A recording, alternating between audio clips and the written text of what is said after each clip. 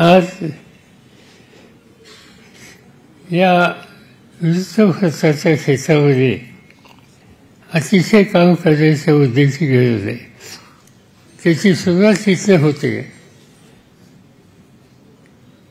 त्याचा एक आनंद माझ्यासारख्या आहे.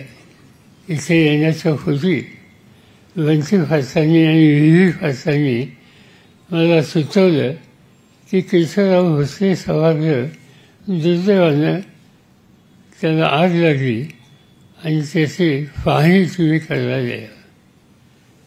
पाहणी केली.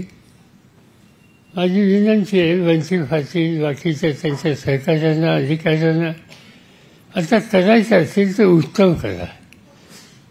या नगरीचं आणि कलेचं फार जुनं नातं आहे. शाहू महाराजांनी त्यांच्या काळामध्ये अल्लारिया खान यांना कोल्हापुरात निमंत्रित केलं आणि संगीताच्या क्षेत्रामध्ये प्रचंड योगदान देणारे अनेक लोक त्या काळामध्ये या कोल्हापूरच्या परिसरामध्ये राहिले. त्यांनी आयुष्यात संगीताची कलेची सेवा या ठिकाणी केली.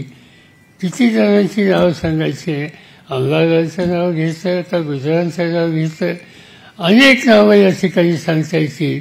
अगदी शेवटी लता मंगेशकर कुटुंबियांचे सुद्धा सुरुवातीचा कालखंड कोल्हापूर आणि या आजूबाजूच्या बांगरामध्ये वाजलेला.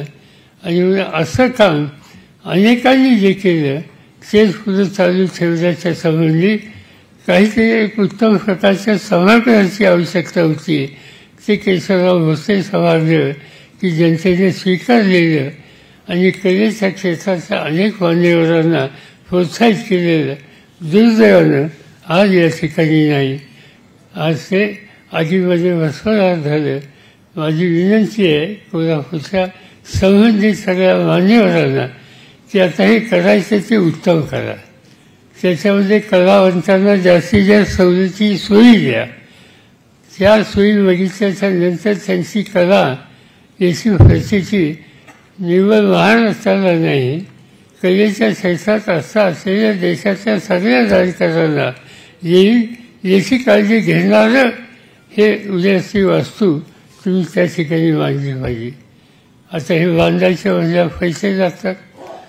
मला सांगण्यात आलं की महाराष्ट्राच्या मुख्यमंत्र्यांनी काहीतरी 20 कोटी त्या ठिकाणी जाहीर केले. हे काही 20 कोटीचं काम नाही आहे. याला 5, 25, 50 कोटी लागतील चांगलं करायचं आणि ते चांगलंच केलं पाहिजे. काय करता येईल त्याच्यामध्ये? बसल्या बसल्या मी सहज विचार करत होतो की लोकप्रतिनिधीसुद्धा निधी असतो.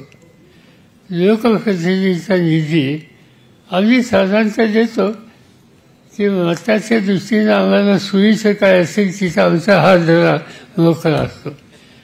पण कला, साहित्य, संगीत या सगळ्या क्षेत्राच्यासाठी आम्हा लोकांचा हात थोडा मोकळा नसतो. पण केशवराव भोसल्यांचं या सगळ्या क्षेत्राचं योगदान आणि त्यांचं स्वतःचं नावानं उभं केलेलं हे जुनं ऐतिहासिक केंद्र हे उत्तम बांधायचं असेल तर राज्य सरकारकडनं अधिक पैसे आपण मागू, पण लोकप्रतिनिधींनी त्याच्यामध्ये कुठून सुरुवात केली पाहिजे. आता मी खासदार आहे. आता खासदारांना आम्हाला 5 कोटी रुपयाचा निधी असतो. आता त्या 5 कोटीची मी आत्ता चौकशी केली माझ्या सेक्रेटरीला. आपली काय स्थिती आहे? त्यांनी सांगितलं की आपल्या स्थितीमध्ये 1 कोटी शिल्लक आहे. मी त्यांनी सांगितलं की 2 दिवसात तिथं 1 कोटीचा चेक पाठवून द्या आणि केशवराव भोसले हे जे बांधायचे हे बांधण्याच्यासाठी जे लोकप्रतिनिधी आहेत कोल्हापुराचे त्या सगळ्यांनी आपल्या निधीची एक 20% रक्कम जर दिली तर त्या सगळ्या सामुदायिक शाहू महाराज आम्ही 1-1 कोटी 5 कोटीचे पत्र दिले. अतिशय चांगली गोष्ट आहे. शाहू महाराज आणि वंचितने ऑलरेडी 1-1 कोटीचं त्या ठिकाणी हे केलं. आता बाकी राहिलेले जे कुणी घटक आहेत मित्र आहेत त्यांनाही आपण गाठूया. त्याची यादी तुम्ही तयार करा. तुमच्याकडून नाही झालं तर माझ्यावर सोपा. मी त्यांना काय सांगायचं ते सांगेन आणि आपण ही वास्तू अतिशय चांगली करू आणि या शहराच्या लौकिकात भर पडेल अशा प्रकारचं काम आपल्या सगळ्यांच्याकडून होईल अशा प्रकारची अपेक्षा या ठिकाणी व्यक्त करू.